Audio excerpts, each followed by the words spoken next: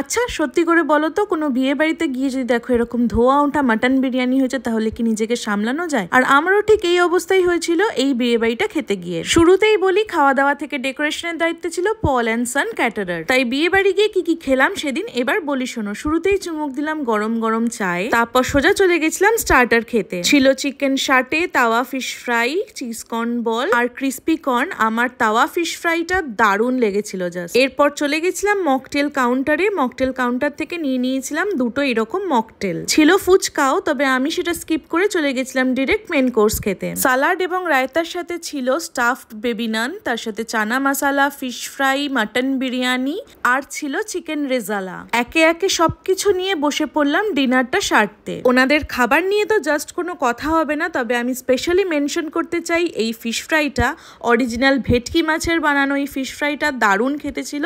তার সাথে মাটন বিরিয়ানিটাও ছিল দুর্দান্ত খেতে। এটা ছিল এখনো অব্দি আমার খাওয়া বিয়ে বাড়িতে বেস্ট বিরিয়ানি। চিকেন রেজালা দিয়ে জাস্ট জমে গেছিল। এরপর শেষ পাতে ছিল চাটনি, তার সাথে পাঁপড়, গরম গরম জিলিপি এবং বেকড রসগোল্লা। আর তোমরা অলরেডি জানো আমি কতটা মিষ্টি পাগল, তাই একে একে খেয়ে নিলাম এগুলো। লাস্টলি শেষ করলাম আইসক্রিম এবং তার সাথে পান দিয়ে। খাওয়া দাওয়া এবং ডেকোরেশন নিয়ে এই মেনুর প্লেট ছিল 1200 টাকা পার হেড। তোমাদেরও সামনে স্পেশাল কোনো অনুষ্ঠান আসলে পল অ্যান্ড সন ক্যাটারারকে কন্ট্যাক্ট করতে একেবারেই ভুলো না।